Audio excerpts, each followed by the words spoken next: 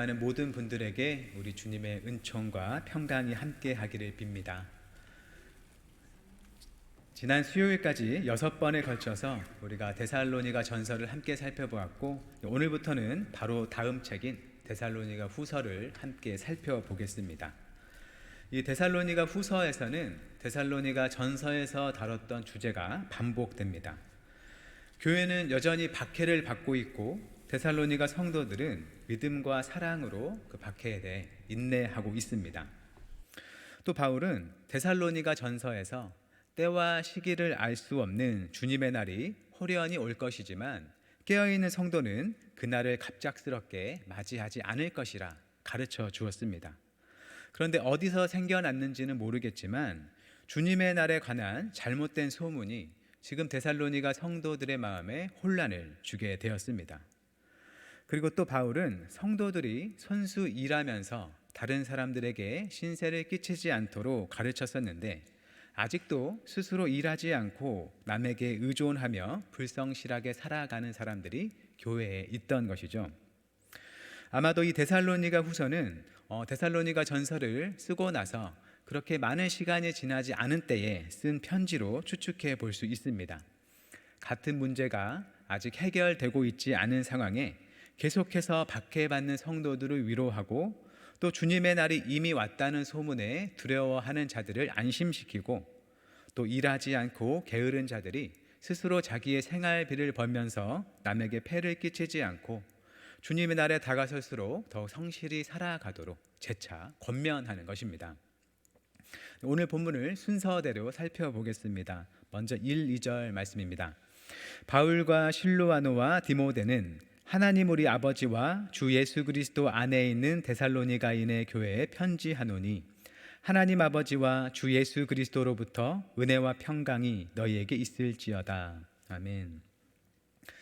네, 데살로니가 후서의 이 시작은 당시의 일반 편지의 형태와 비슷합니다.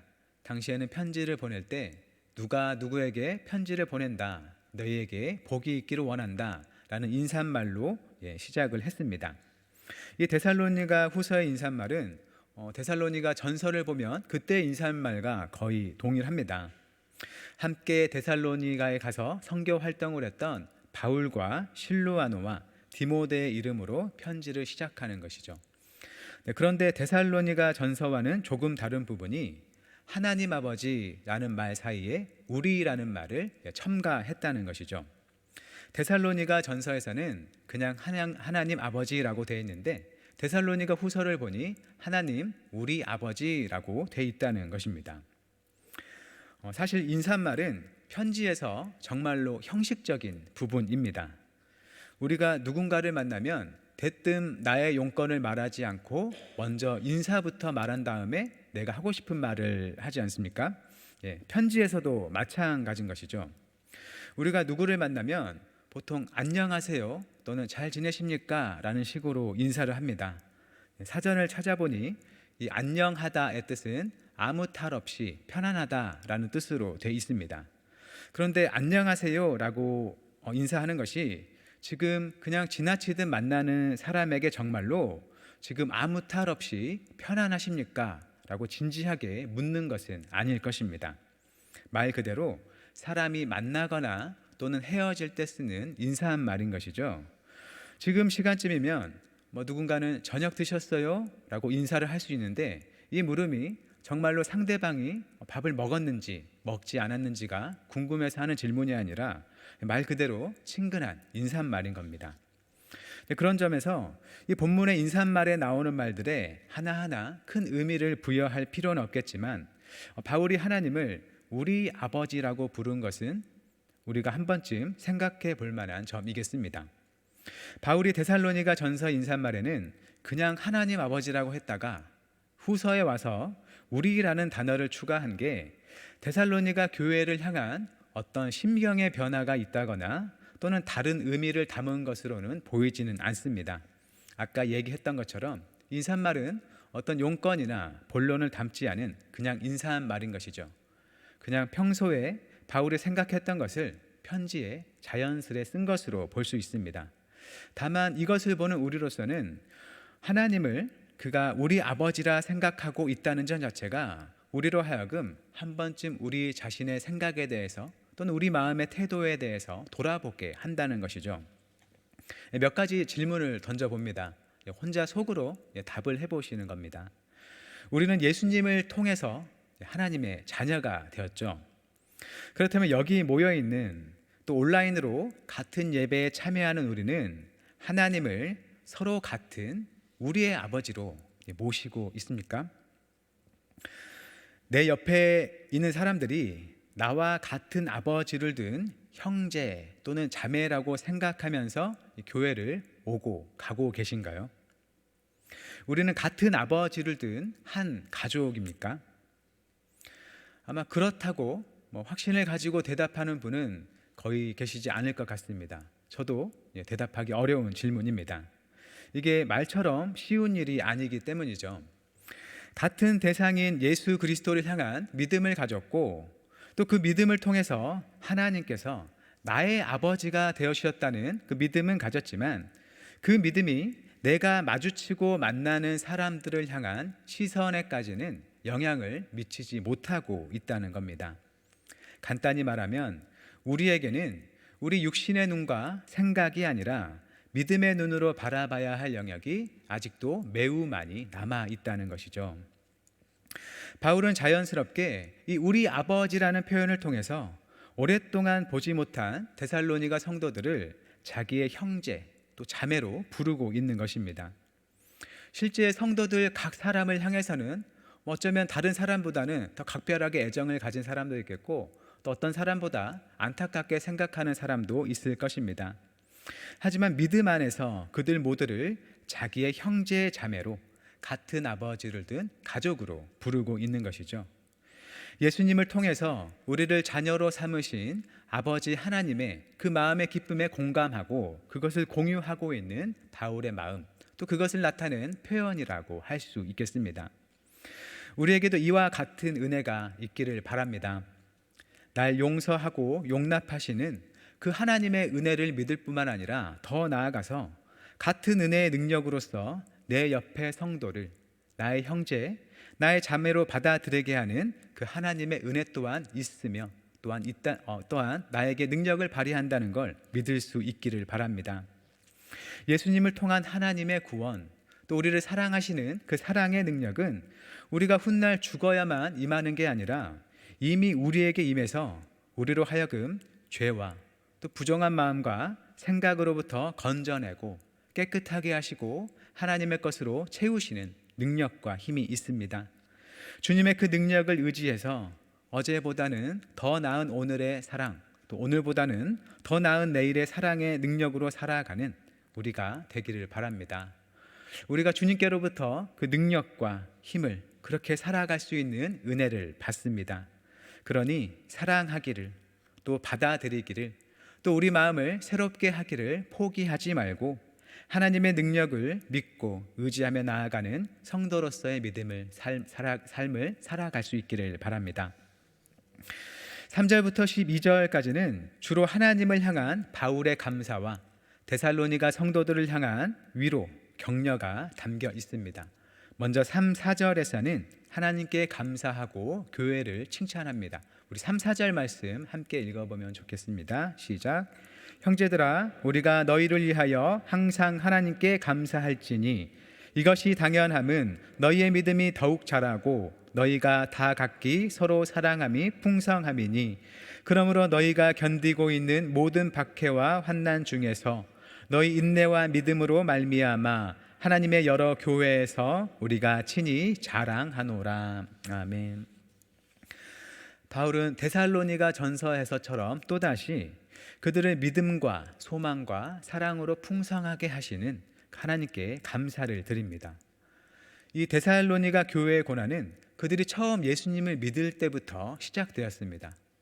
그리고 사도 바울이 그들과 함께 하다가 나중에 사정이 생겨 떠난 뒤에도 그 고난은 이어졌고 또 후에 디모데가 그들을 방문했을 때도 그들에게는 여전히 고난이 있었습니다. 그리고 지금 데살로니가 후서를 쓸 때도 여전히 고난이 그치지 않고 있던 것이죠. 교회가 박해를 받으면 선택할 수 있는 길은 두 가지입니다. 하나는 박해 때문에 믿음을 잃어버리거나 또는 믿음으로 박해를 꿋꿋이 이겨내는 것입니다. 데살로니가 교회는 박해 중에 얼마든지 그들이 가진 믿음을 버리고 예전으로 돌아갈 유혹을 많이 받았을 겁니다. 그곳은 다신교 문화가 많이 발달해 있는 만큼 핍박받지 않고 다른 무언가를 믿고 의지하며 살아갈 수 있는 환경이 늘 주위에 있었던 것이죠. 하지만 데살로니가 교회는 박해와 환난 중에도 주님을 향한 믿음에서 더욱 자랐고 서로를 섬기는 사랑이 여전히 풍성했던 것입니다. 바울은 그 이유가 사도인 자신의 노력이나 데살로니가 성도들의 노력이 아니라 하나님의 은혜 때문임을 잘 알고 있었습니다. 그들에게 베푸시는 하나님의 은혜가 너무 커서 교회가 환난 중에도 믿음을 지키고 믿음의 삶인 사랑으로서 더욱 자라고 있는 것을 알았기 때문에 하나님께 감사를 드리고 있는 것입니다. 그런데 바울은 단지 하나님께만 감사를 드리는 것으로 그치지 않고 있죠. 하나님의 은혜 안에서 박해 중에서도 인내와 믿음을 지키는 교회를 기뻐하고 또 그것을 다른 지역의 교회들에게 자랑한다고 그들을 칭찬하고 있습니다. 그것은 하나님께 영광이 될 뿐 아니라 교회의 자랑도 된다는 것이죠. 이 데살로니가 교회는 하나님과 또 다른 많은 교회 앞에서도 칭찬받을 만하다는 것입니다. 간혹 오직 하나님께만 영광을 돌려야 한다고 하면서 사람의 수고를 폄하하려는 경우를 볼 때가 있습니다. 어떤 사람이 굉장히 수고하면서 사랑으로 또 다른 사람들을 또 여러 일들을 섬기는 일을 오직 하나님께만 영광을 돌려야 한다면서 그 사람의 수고는 아예 없는 것으로 치부하려는 모습을 볼 때도 있습니다. 그런데 바울은 그렇지 않다는 것이죠. 모든 영광은 하나님께 드려져야 하지만 하나님의 은혜와 영광 안에서 함께 수고하는 교회도 그 영광을 누린다는 것입니다. 마땅히 칭찬할 것으로 칭찬하면서 하나님께 영광을 돌리고 그들의 수고를 위로하고 격려할 뿐만 아니라 또 교회가 본받아야 할 본을 만들어 나가는 귀한 일이 된다는 것입니다. 박해 속에서도 여전히 믿음과 사랑이 성장하고 있는 이 데살로니가 교회의 모습은 어려움 자체가 우리의 믿음과 사랑을 막지 못한다는 것을 보여주기도 합니다. 어려운 상황 속에서도 우리가 주님 안에 머문다면 하나님 앞에서 기쁜 삶을 살 수 있는 길이 아직 있다는 것이죠. 우리가 당하는 어려움은 충분히 우리의 믿음을 연약하게 하고 또 우리의 눈을 하나님이 아닌 다른 것으로 돌리게 할 수 있습니다. 내 삶이 이렇게 어려운데 하나님은 지금 대체 무엇을 하시는지 의문이 들 때가 있습니다. 혹은 내 삶에 당장 어려움이 없더라도 세상에 일어나는 여러 사건과 사고를 보면 과연 사랑과 정의의 하나님이 계시고 그 하나님께서 이 세상을 다스리시는 건지 질문이 생기는 건 너무나 자연스럽습니다. 하지만 그것만이 우리가 갈 수 있는, 우리가 선택할 수 있는 유일한 길이 아니라는 것이죠. 우리는 그 모든 걱정과 염려와 의문을 잠시 미뤄둔 채 세상 모든 일을 바로잡고 선을 이루시는 하나님을 신뢰할 수도 있다는 것입니다. 우리는 하나님께서 과연 이 세상을 어떻게 다스리시고 이 세상 속에서 어떻게 일하고 계시는지 그 과정을 하나하나 알 수도 없고 또 그 하나하나에 대해서 선악간에 판단할 수도 없습니다. 나의 작은 지혜와 경험으로는 그 모든 것들을 알고 바르게 판단할 수도 없는 것이죠. 그것을 겸손히 인정하면서 다만 내게 주어지고 맡겨진 삶 속에서 선하신 하나님을 믿으면서 주님의 사랑의 가르침을 따라 살아갈 수 있다는 것입니다. 지금의 과정은 잘못된 것처럼 보이고 또 잘못됐을 수도 있지만 그럼에도 이 모든 일의 종국에는 선을 이루실 하나님을 믿고 하나님의 말씀대로 살아갈 길이 열려 있다는 것입니다. 예수님의 마지막 일주일이 어떠했나요? 그 길은 그저 죽음의 길로 보였고 실제 죽음의 길이었습니다. 예수님의 고난 앞에서 가장 가까운 제자들도 예수님을 떠났습니다. 너무나 좋지 않은 과정과 또 그 과정에 어울리는 좋지 않은 결말을 맺었습니다. 하지만 하나님께서는 바로 그 일을 통해서 온 인류의 구원의 길을 열어주신 것이죠. 하나님께서는 어느 누구도 기대하지 못했고 또 생각할 수 없던 방식으로 사람을 구원하셨습니다. 우리 눈에 보이는 과정과 또 그 과정이 낳는 결과 또한 좋지 않을 수도 있습니다. 과정은 힘들었지만 결과는 좋았다는 훈훈한 이야기가 우리 삶이 되지 않을 수도 있다는 겁니다. 하지만 하나님께는 그조차도 결국에는 선으로 바꾸실 수 있는 능력이 있다는 것이죠. 일의 마지막은 하나님께서 맺으실 때 정말로 끝이 난다는 것입니다. 그러니 우리는 내 삶의 혹독한 경험과 그에 근거한 판단과 예상보다는 내 안에 깊은 곳에 보이시고 베푸신 그 주님의 은혜와 사랑이 언젠가는 내 삶을 완전히 지배할 것을 소망하며 더 큰 신뢰와 사랑의 삶으로 나아갈 수 있다는 것입니다. 그리고 그것이 주님께서 우리에게 가르쳐 주시고 또 바라는 바라는 것이죠. 그러니 우리도 우리 삶의 여러 어려움 속에서도 결국 선을 이루실 하나님을 신뢰하며 나아갈 수 있기를 바랍니다. 5절은 박해가 성도가 단순히 견뎌야 하는 문제를 넘어서 하나님의 심판이 옳다는 증거가 된다고 말을 합니다. 5절과 6절 말씀입니다. 이는 하나님의 공의로운 심판의 표요 너희로 하여금 하나님의 나라에 합당한 자로 여김을 받게 하려 함이니 그 나라를 위하여 너희가 또한 고난을 받느니라. 너희로 환난을 받게 하는 자들에게는 환난으로 갚으시고. 데살로니가 교회가 받는 박해와 환난은 하나님의 심판이 공의롭다는 표가 된다고 바울은 말하고 있습니다. 하나님의 심판 때 성도들을 박해한 자들은 그에 맞게 처벌을 받을 것이고 박해받은 자들에게는 하나님의 안식이 주어질 것인데 그것이 과연 옳다는 것입니다. 반대로 박해와 환난을 견디는 성도들의 인내와 믿음은 또 그들이 하나님의 구원을 받았다는 것을 확신하게 하는 증거가 되기도 합니다. 바울은 믿음 때문에 생기는 고난을 하나님께서 성도를 하나님 나라에 합당한 자로 만드시려는 수단처럼 말하고 있습니다. 새번역 성경은 5절을 이렇게 번역하는데 새번역 성경 5절 제가 읽어보겠습니다. 이 일은 하나님의 공의로운 심판의 표이니 하나님께서 여러분을 하나님 나라에 합당한 사람이 되게 하시려고 주신 것입니다. 여러분은 참으로 그 나라를 위하여 고난을 당하고 있습니다. 아멘. 하나님 나라에 합당한 사람이 누구인가요? 구원받은 사람이죠. 우리는 은혜 안에서 믿음으로 구원을 받습니다. 구원을 위해서 믿음 외에는 아무것도 필요하지 않다는 것이죠. 믿음 외에는 더할 수 있는 게 없다는 것입니다. 그런데 고난은 바로 그 믿음을 더욱 확실하게 드러내는 역할을 한다는 것입니다. 누군가에게 예수님을 향한 믿음이 있었지만 어떤 핍박 아래서 그 믿음을 포기했다면 그가 완전히 자기의 믿음을 내려놓고 나는 믿음이 없다라고 말한다면 단순하게 이제 그는 믿음이 없다라고 말할 수 있습니다.